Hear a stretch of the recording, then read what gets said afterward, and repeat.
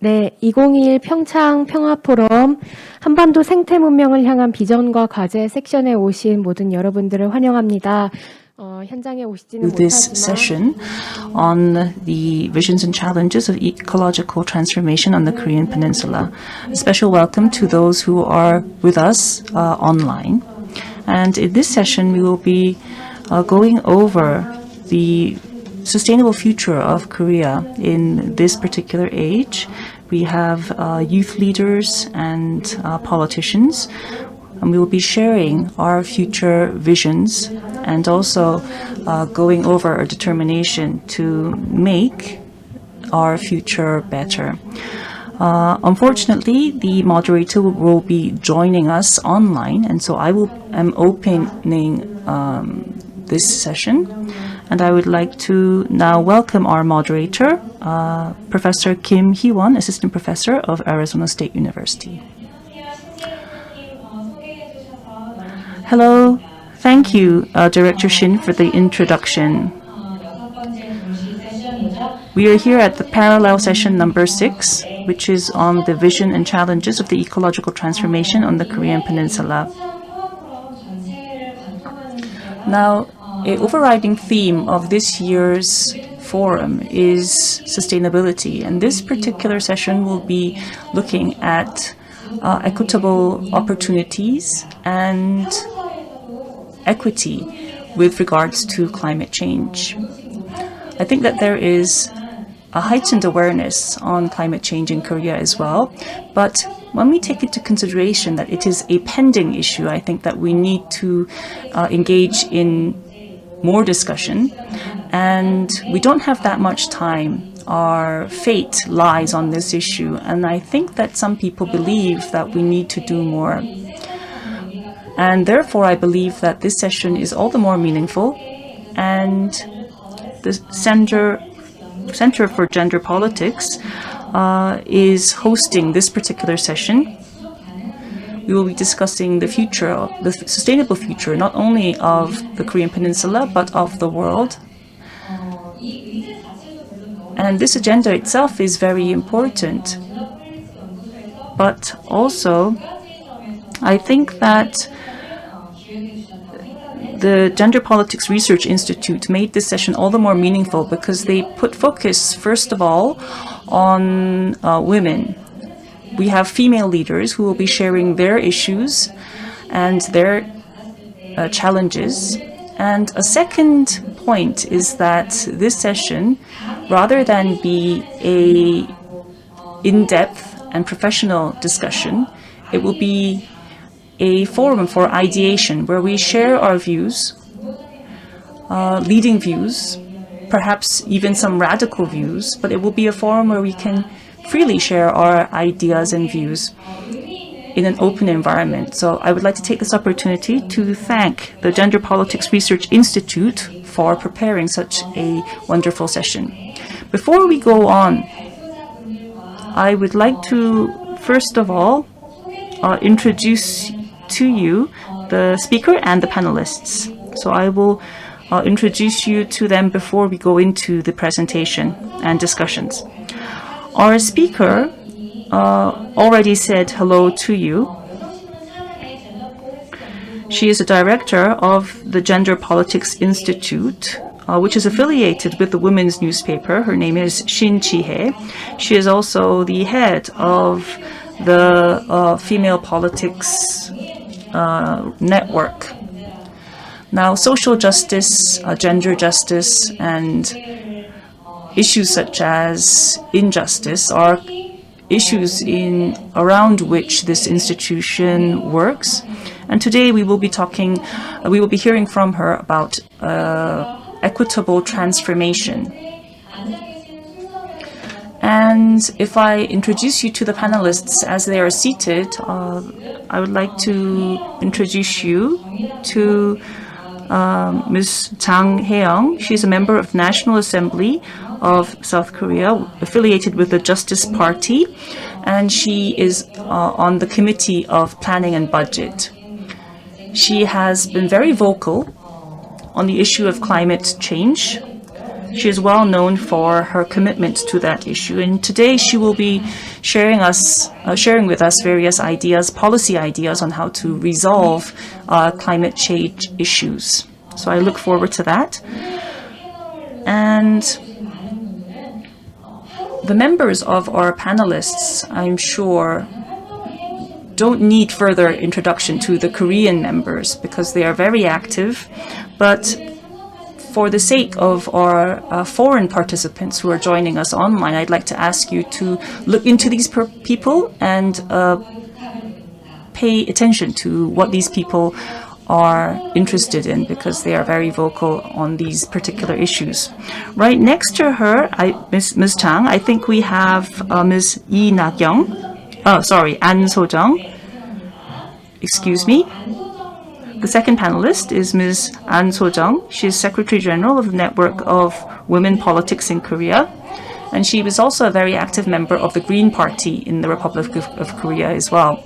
She has also worked on issues to enable Korean women to be more active in the political arena, and so she has launched herself into the network of women politics in Korea.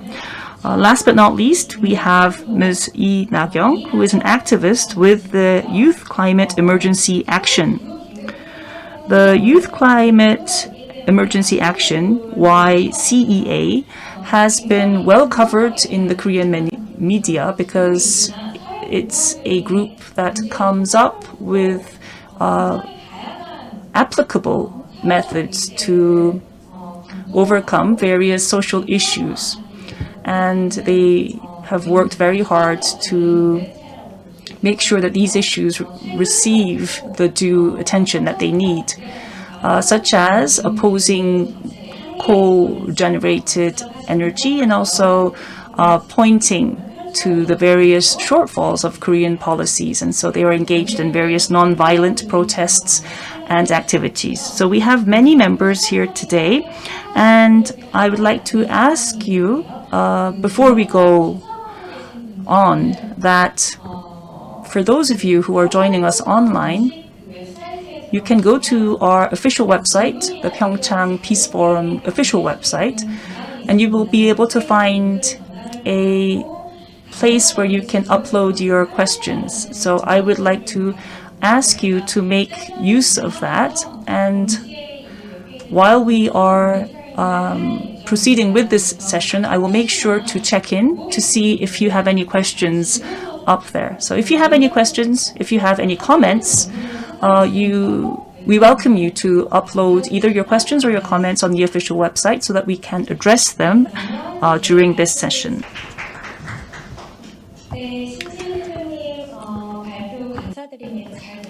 Thank you very much for the presentation. We used to be stuck with the human paradigm and growth-oriented paradigm, and she has given us a very good keynote presentation and gave us food for thought. I believe in Korea, we need to consider relationship building, and so I could relate to her presentation more. And we need to have a specific roadmap in order to achieve the target by 2050. And I think she has raised a lot of issues that we could mull over. We are now going to have a panel discussion. From the National Assembly, member of the Justice Party, Ms. Jang Hae-young, will start the discussion. She is in the National Assembly getting prepared for the many legislations. And as a legislator from a member of the National Assembly, I think she's going to share valuable ideas. So please go ahead. Good morning, ladies and gentlemen. I am Jang Hae-young. I'm from the Justice Party. I would like to thank Pyeongchang Peace Forum and Director Jiye Shin from Gender Politics Research Institute for giving me this important opportunity. Director Shin has given us some points to consider, and I would like to flesh out on her ideas. In order to overcome the climate crisis, we have to have a democratic society, because when we talk about climate crisis, this is an external condition that is given us. So faced with this crisis, how can we achieve net zero by 2050? This is a task given to us. In order to implement this task, we have to have changes in the social, economic, fundamental order. And can we achieve this within this society frame? And that's a political issue. So that's something that's happening in the nature. It's a fate that we have to meet. So instead of thinking that we can become the agents and we can overcome this issue, and we can think about what we can do to overcome this crisis. When we look at the Korean government now, not only the government, but the National Assembly, but the society on a whole, the stance that we take to the climate crisis is only slogans exist and there's no content. People do think that climate is causing a crisis, and we have the Green New Deal policies, and we want to be a leader, we will overcome this.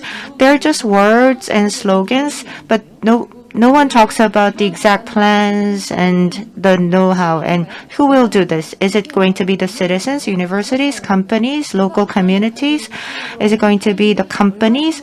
Who is going to do what, when, to what extremes? And along the way, what are some of the conflicts and problems that we will be faced with? And how can we do the burden sharing?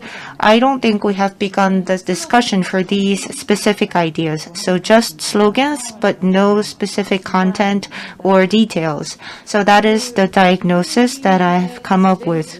In order to challenge the climate crisis, the president has made the declaration at the State Council meeting, achieve net zero by 2050, and we will have to undergo such pains, and this could be similar to the suffering during the Asian economic crisis. Energy was reduced in the IMF crisis in 1997 and 1998, and now during COVID-19. 14% of carbon emissions was reduced. That was because of the economic crisis. So that was the scale of the economic crisis, and there was the socio-economic crisis, and many inequalities have occurred. 700 million tons of CO2 have to be reduced.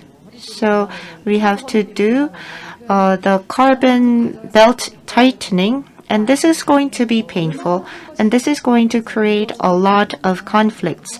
That's what we can assume from the IMF economic crisis, but no one talks about how painful it's going to be. So I think people don't realize how serious this is. We think about Green New Deal, and people only talk about the growth. And when we go carbon neutral, who will suffer the most? And what inequalities will be created? And how can we burden and share some of the pains that will be felt most by the marginalized people who depend on carbon? It's you and me, the activists, who have to start the conversation and carry this over to the National Assembly and the government. People talk about how COVID-19 has accelerated the future. I think this is partly true. There are many crises that are coming with the climate change. I don't know if this is the right expression, but maybe we are practicing, or we get to rehearse what we can do to deal with the challenges of climate crisis. And I was impressed by the leadership of Chancellor Merkel of Germany. She said that pain does exist. The government is doing its best, but the citizens have to suffer a lot. But nonetheless, we have to go through the pain, and we ask for your solidarity, patience, and her leadership was quite transparent and genuine. And I think that's the way to communicate to the people in the face of the crisis. And I think that's what we need in the Korean society. We're going under COVID-19, and we continue to say we're proud of K-quarantine. We will continue to do better. But I think Chancellor Merkel's message of emphasizing the pain, but the need to overcome that was more resonant. Director Shin talked about the political will and the planning, and so she did mention the 4 activities, but I would like to focus on the last part about how to build a forum where we can start the dialogue. I think we will need that channel. What can we do to reduce the carbon footprint? I think many professionals know, and it's all about how to build a social consensus. The scientific and the technological know-hows are there. Who is the largest emitter in Korean society? It's the energy industry. We are dependent on coal-powered power plants, and we are dependent on the manufacturing industries, and they consume a lot of electricity. So in the course of energy conversion, what can we do? How about the people who are working in the coal-powered industry and the livelihoods that are linked to that? And how can we share the pain that will come from the energy conversion and from decarbonization? And in connection with the COVID-19 pandemic, last year in November, I did propose a bill for a special rescue package to sustain the people's lives. We could issue government bonds, but then this is a debt. How can we source this debt? At the end of the day, the national economy will recover, and then we will collect more taxes and pay for the debt. That's an old way of thinking. In COVID-19 pandemic, some people will be losing jobs and their houses, but some people will be enjoying higher profits. So maybe for that extra profit, we could charge a surtax and channel that fund for the rescue package. So that was the revision to the current tax bill. Disasters are not equal to people, and in recovering from the disasters, we need measures, and some safety measures make the lives of some people harder. So let's practice solving this problem using social solidarity, so that if we have enough practice, we can have the foundation to deal with further challenges. In February, the National Assembly session has started, so after this talk, I have to go back to the National Assembly. And so the social solidarity tax for rescue package, I think this could be a very good beginning. I hope that the local governments, the central government, National Assembly, local communities, citizens need to discuss this issue further. I wanted to have a more focused discussion, but I may have panned out too much. I'd like to conclude my comments here. Thank you. Yes, Assemblywoman Chang has pointed to extremely important points. Thank you very much for your presentation. She also mentioned the issue of burdening the pain together, which is important because we need to fundamentally reshuffle our industries if we want to address climate change. There could be more difficulties or challenges and clashes between various classes. And if there are man-made, artificial interventions, we could expect that. And it will be a very painful process of change. And so the process of reaching net zero will have to focus on these issues and on these certain people or groups that may lag behind. Now, we need to conclude our discussions because of the time, but if we have time left over, I would like to discuss this as time allows. Now let's move on to hear from Ms. An So-jung, Secretary General of the Network of Women Politics in Korea. And she submitted a title, The Mobilization of Women Leaders to Address Climate Change. It was a very impressive title that I could embrace, and so I look forward to what she has to say. Thank you for the introduction.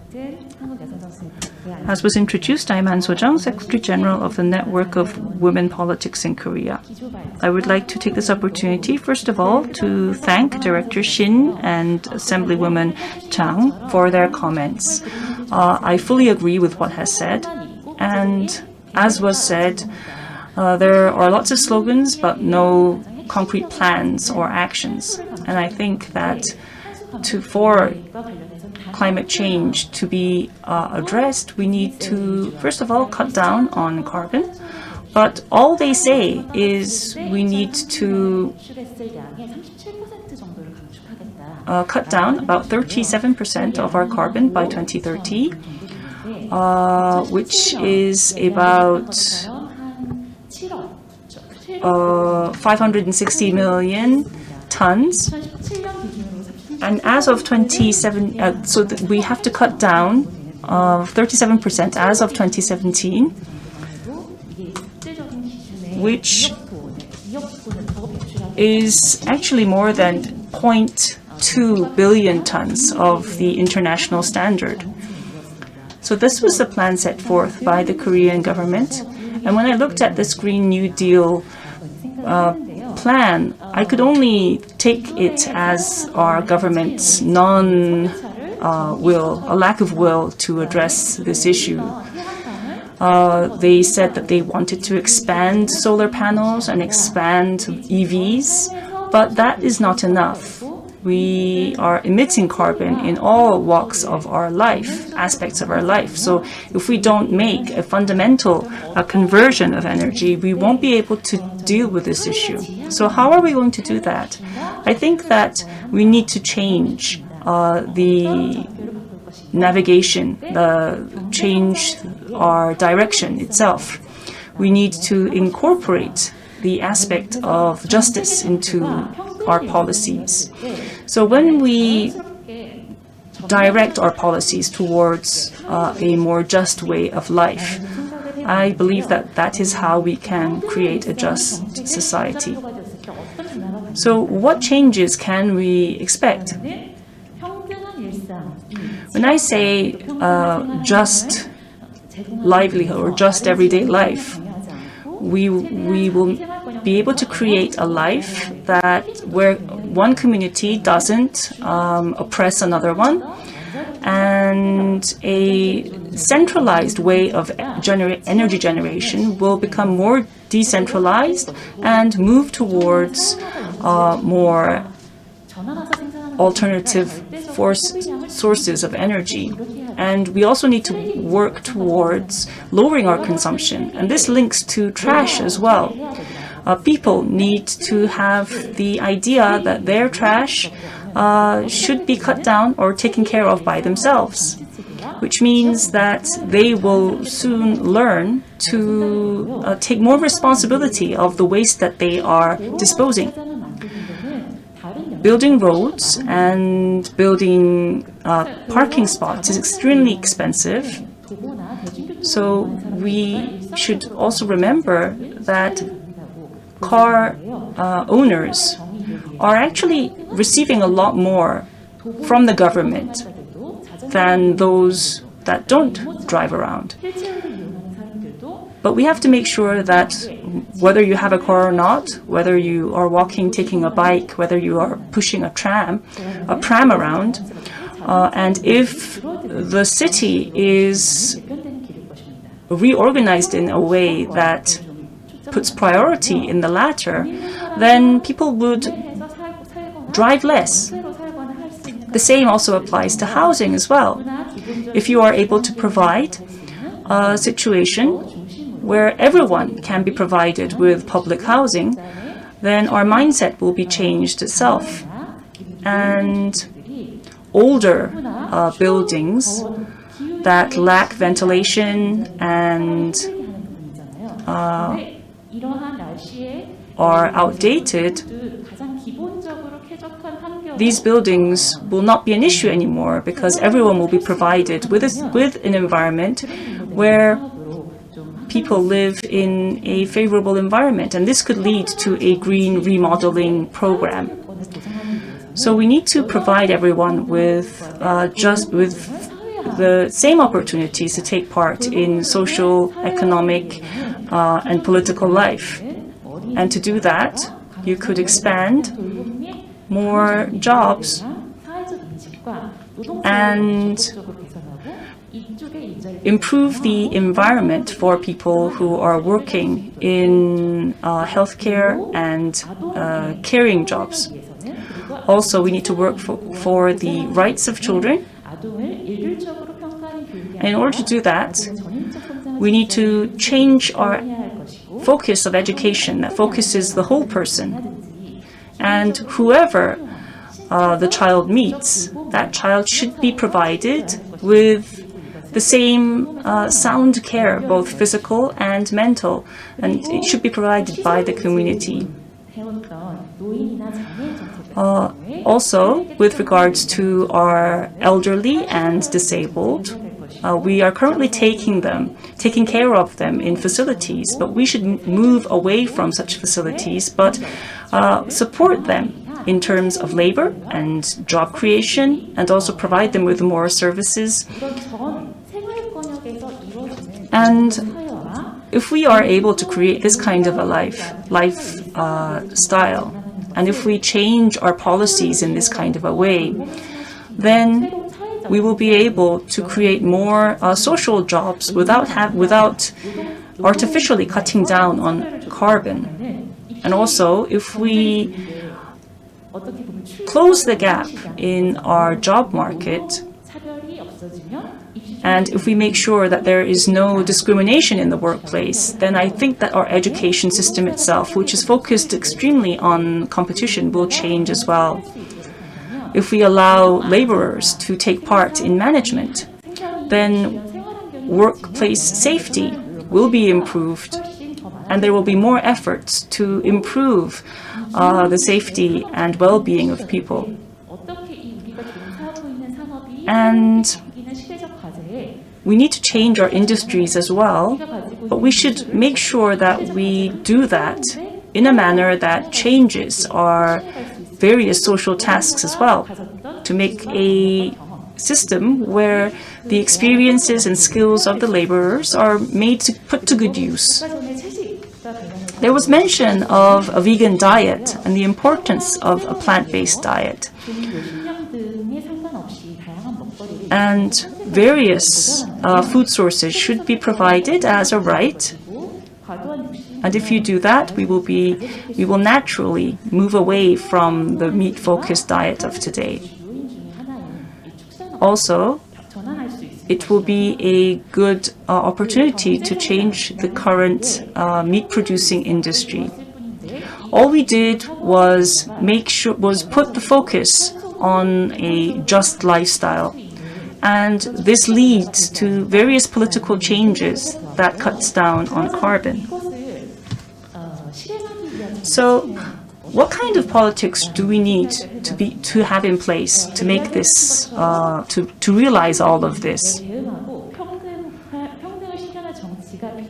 Well, politics needs to focus on tackling climate change and making a just society. And I think that the key here is to make sure that women are put in the focus.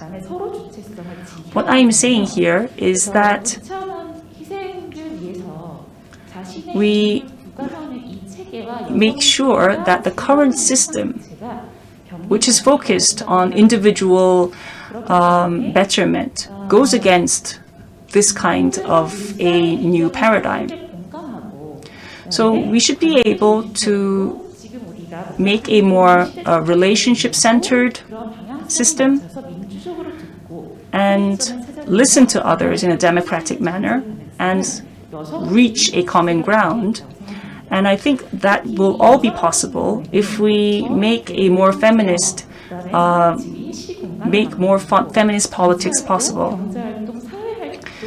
So political, economic, and social activities should be all ensured without any discrimination. But as you know, women were discriminated from these kinds of activities. But if women come up to the fore, then we will be able to realize true democracy that creates a just society and also ensures a social transformation that makes sure that we can cut down on carbon as well. So, because I am a member of the Women Network, the Network for Women Politics, I've always had a dream for this kind of a revolution to take place. And there are various cases, various examples of this, and I'd like to turn to Paris. There is a very famous activist, and in the general elections in 2020, there were ecologically focused mayors that won the elections. And of those 10 ecologically focused mayors, 5 of them were women. Especially the mayor of Marseille was an ecologist and also a feminist. And she was very vocal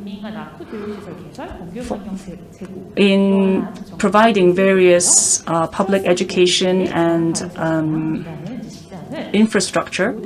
Another mayor also said that they would make sure that they would expand greenery and also make sure that there will be more bicycle roads, free transport for those under 20, and also create a separate apartment facility for homeless people. There was also another mayor that said that they would do energy transformation throughout the city and also expand bicycle routes and support youth activities. Joan Rouland also said that they would use the idle areas in the city to create large farms, the produce of which would be provided to the poor and the hungry, and also that they would do away with plastic in their school lunches and also move towards more organic food sources.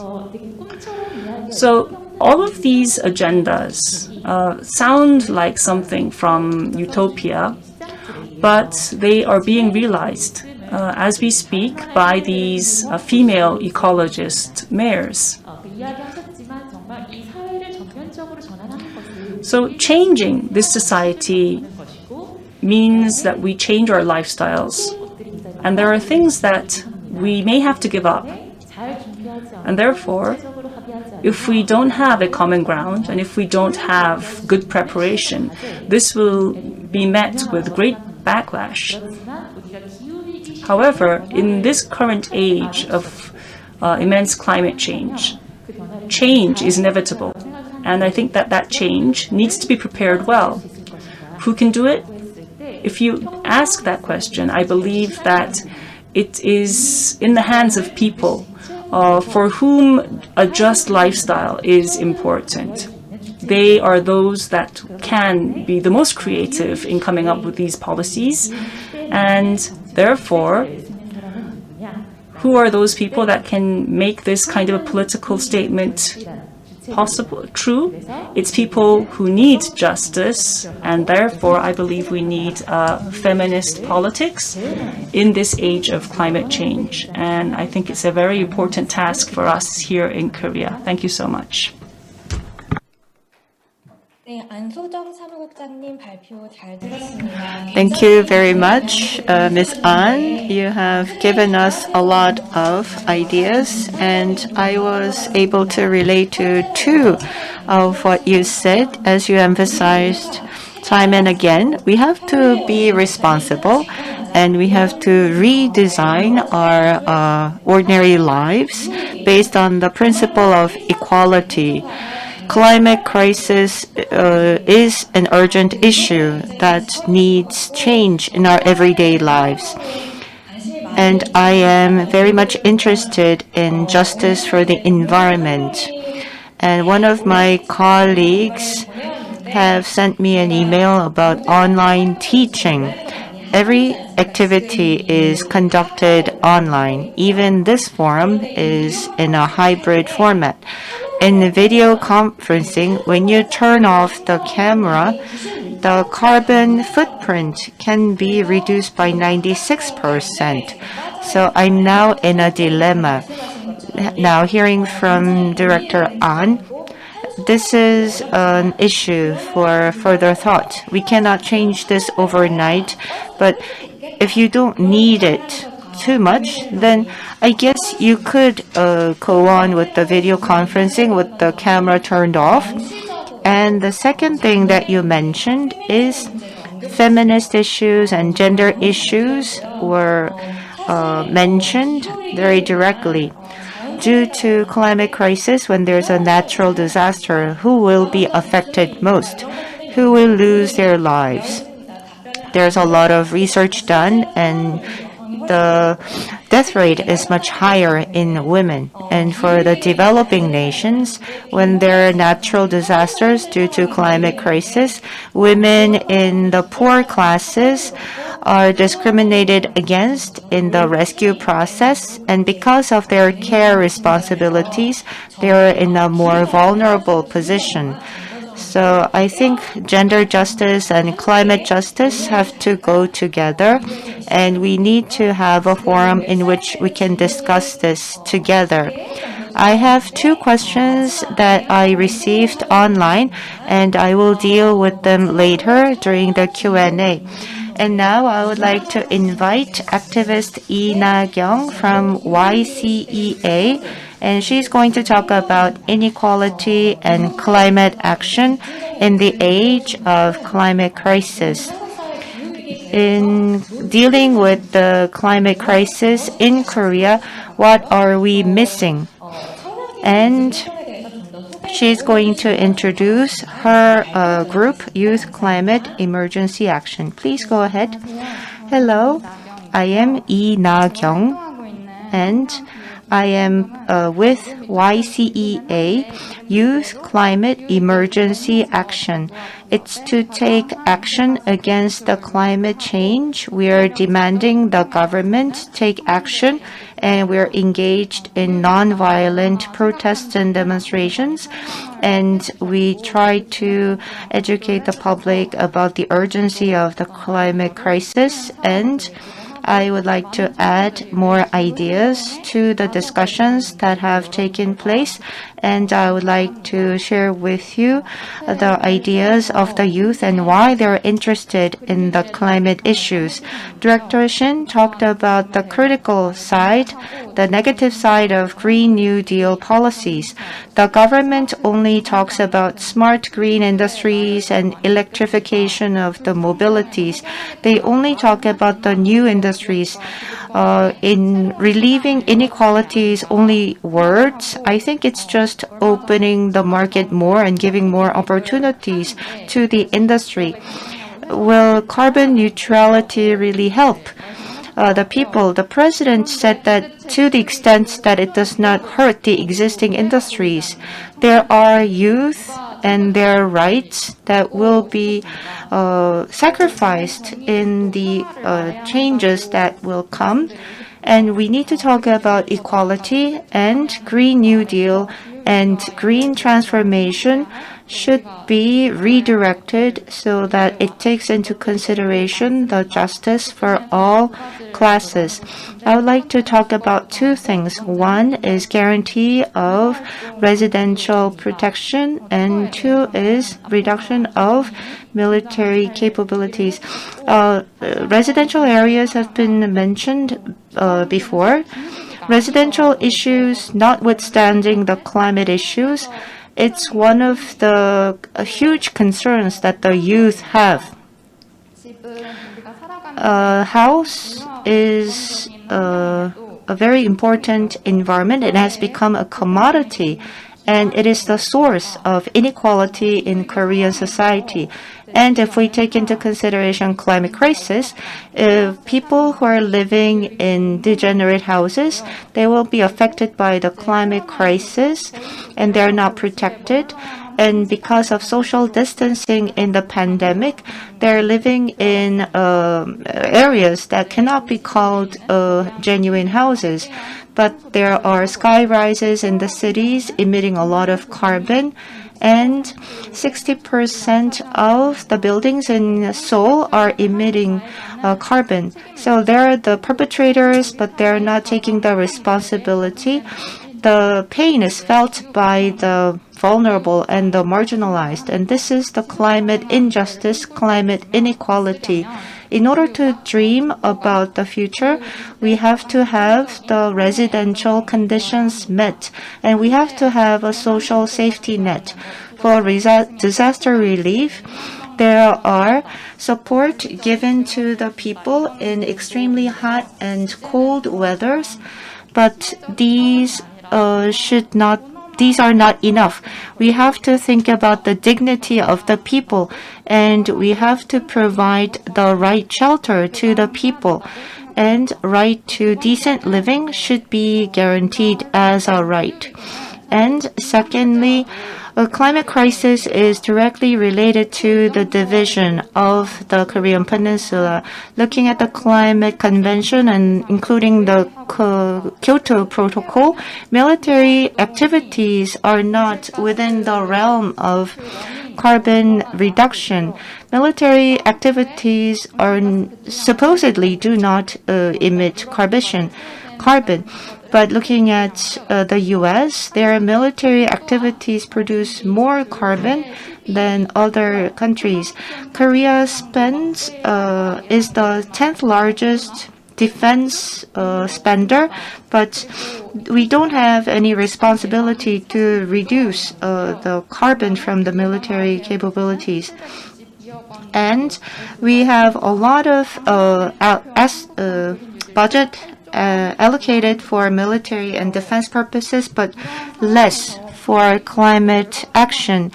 People do talk about the urgency of climate crisis, and people say that we are doing so much, but I think the numbers tell us a different story. People are only more interested in national defense. Because of climate crisis, there could be more wars and conflicts in the territorial regions, and this could create a vicious cycle. So I think the military defense should be rechanneled to budget for climate change and for basic income and to help the marginalized. I think it's only natural that we talk about climate in Pyeongchang Peace Forum. Carbon neutral peace and solidarity should be considered together. What kind of change can we create? The youth, more than anyone else, is knowledgeable about the climate crisis. But no one is telling them what you should do. Just recycle your waste spend less and buy less. I thought that was all we could do. But the polar bears are losing their habitats, and we are also endangered, and we became more concerned. And we are pessimistic about whether we can overcome the climate crisis. And there are youth who are depressed about the future. They feel this danger. This is a huge issue, but the older generation and the government do not want to change, and they're only interested in maintaining the status quo. And so there's this depression experienced by the youth about the climate concerns. What will the future look like 30 years from now? What kind of life will I lead as an older woman? I cannot plan against that. And so I become more lethargic. But because of that, we have to get together. We have to form solidarity, do research. Only then can we win our rights back. Climate crisis is a matter of survival, and the like-minded youth created YCEA, Youth Climate Emergency Action. When we go out to the streets and hold picket signs, if the people won't listen to us, we won't stand silent. And we are criticizing the government's Green New Deal as anachronistic. We sent a letter to the president's office. There was a symposium held by the experts, and we went into those forums protesting that this was not enough, and we have voiced out for phasing out coal. But nonetheless, there is investment going into new coal-powered plants.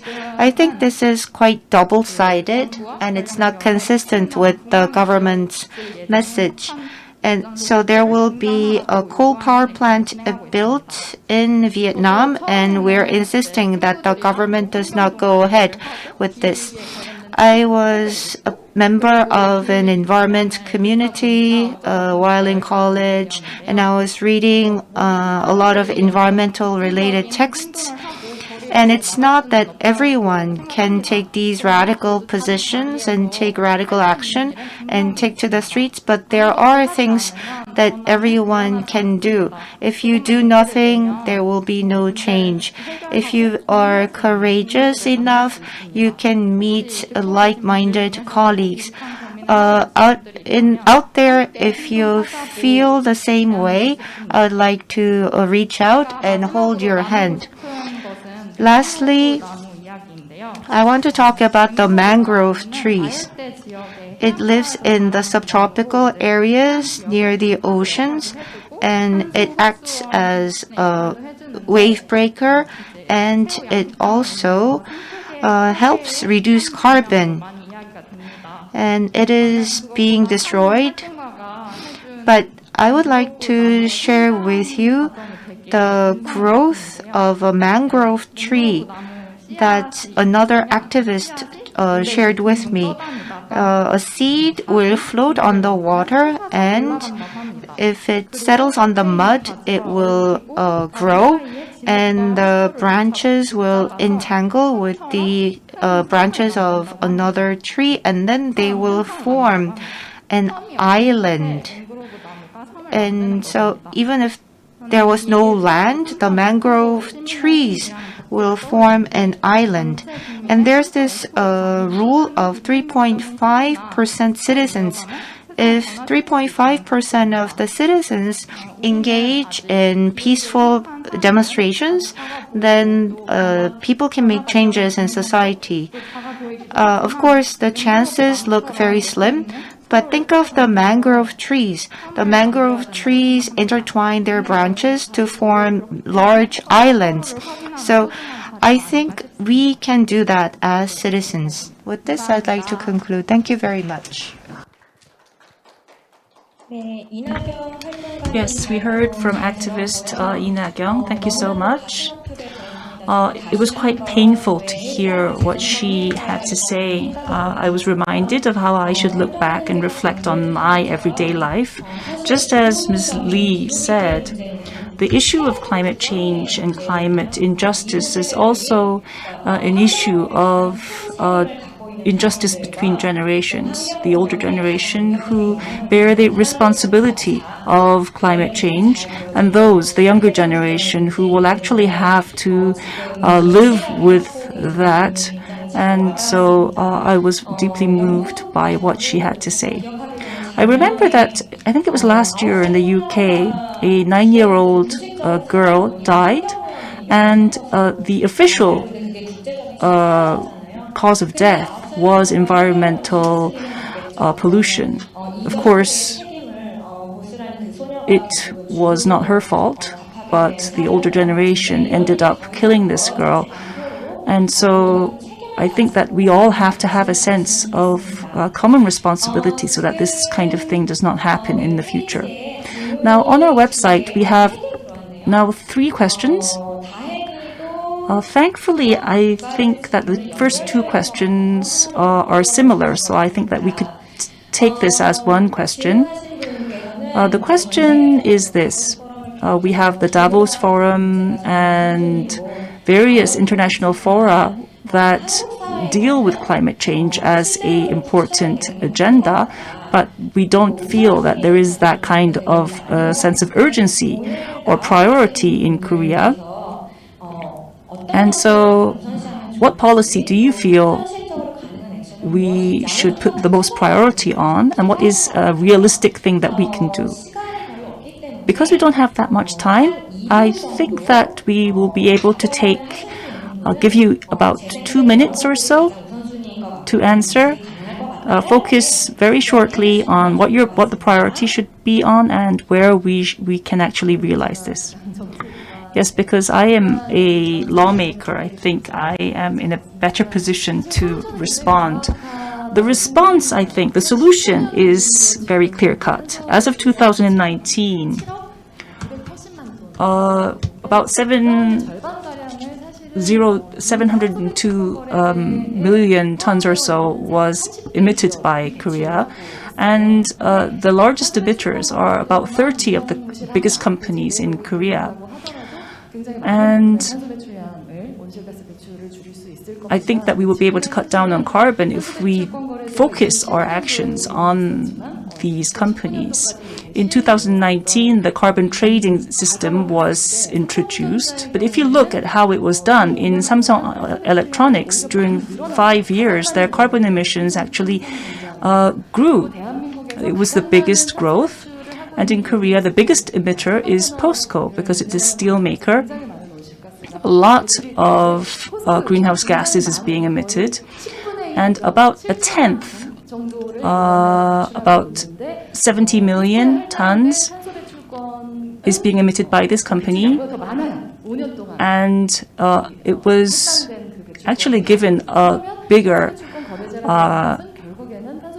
right to emit.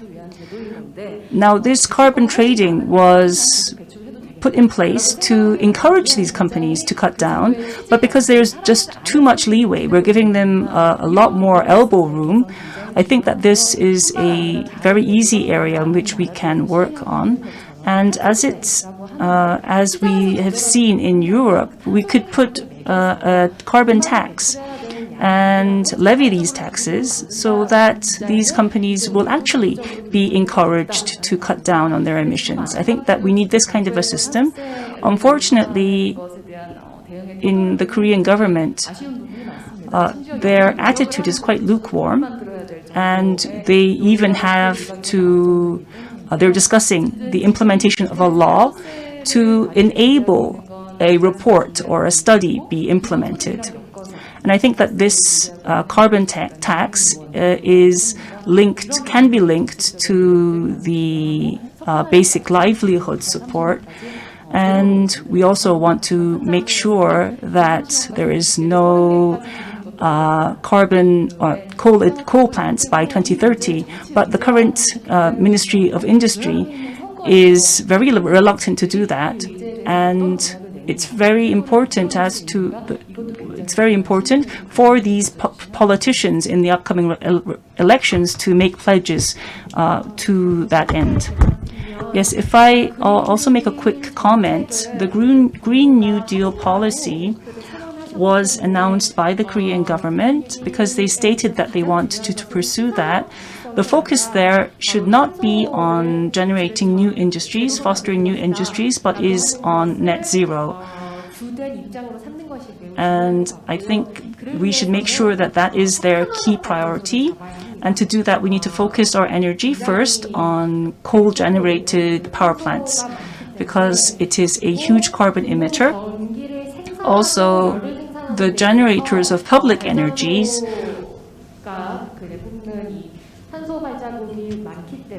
they leave large footprints.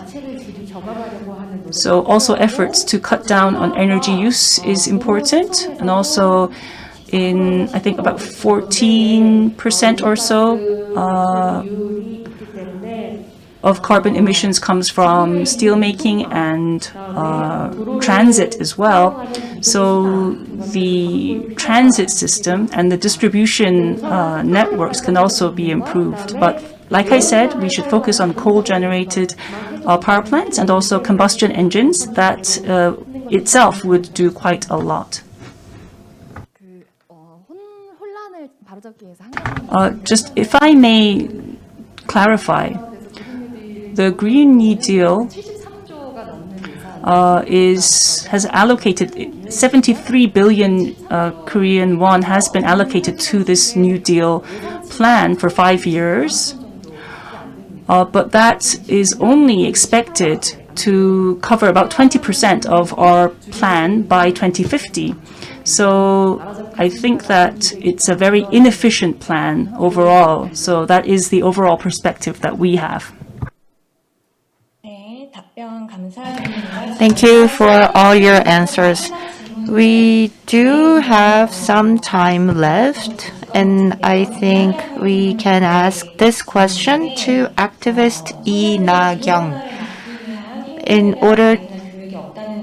So yes, I do agree that the youth are not trained enough on what actions they can take for reducing climate crisis. Do you work with overseas youth organizations? So could I talk about the activities related to climate action? Yes, you could introduce your current activities and maybe your partnership with foreign organizations.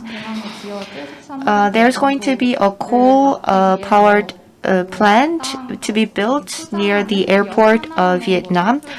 Hana Bank, Export-Import Bank, and Doosan Heavy Industries, Samsung Logistics, they are the companies involved in the project, and we're criticizing these companies, and we have sent to them a public questionnaire, and we want to hold them responsible. And there is the issue of building a new airport near Busan in Gadokdo. The airline industry is suffering, and will a new airport help the local industry and the local economy? Isn't this just another engineering project that will be a huge carbon emitter? Is this going to help? Is this in line with the government's intentions, which has announced carbon neutrality? And as for working with foreign organizations, there's going to be another coal-powered plant to be built, and I think a Japanese company is involved, and we're planning to build solidarity with a Japanese activist group. Thank you. Thank you. I think that was a very good set of question and answer for concluding this session. We need global solidarity to take action against the climate crisis. It's encouraging that the youth are taking action in solidarity. So, including the government, I hope that the youth can cooperate and tackle the global crisis together. In Europe, we have seen meaningful and significant movements. In 2020, the carbon emissions have recorded the lowest in history since the 19th century. I hope that there's a lot more attention paid in South Korea and there are more active policies implemented. In that sense, I would like to thank the speakers and the panelists. I look forward to your active engagement. I would like to thank you for your valuable time and for sharing your ideas this morning. It is now time to close the session. I think we have about 3 minutes left. Director Jiye, would you like to say a concluding remark? I think that would be a good idea. Yes, thank you. Like Ms. An Yi said, many youth are very depressed because of the climate change issue, because they feel that they won't be able to come up with an answer, a solution. So I believe that we need hope, and so I want to share with you a passage from a writer, Masaki. It's a passage from the book. There was a tree. Spring came and lots of caterpillars were born. If we eat all of these leaves, this tree will die, they said. The caterpillar started to worry. If we eat all of the leaves, then the tree will die as well. The mother tree said, "Caterpillar, you will soon become a butterfly. If you become a butterfly, no one eats leaves. You will even dance to the sweetness of the flowers, and then leaves will come." Then summer came. There were flowers, fragrant flowers. The butterfly opened its wings and played with the flowers. The leaves once again grew, and the flowers also bloomed. I think that we are all caterpillars. We are worrying that the tree may die if we eat all of these leaves, but I hope that we will be able to go past this current age, that we become butterflies and become a civilization that doesn't harm any other people, and that we need to prepare to make that possible. This won't be a final farewell. I hope that we will all work in our respective positions, thinking about how we can make Korea into a more just society. Thank you all for your time. Yes, thank you. With that, I'd like to conclude our parallel session. Thank you all for your participation.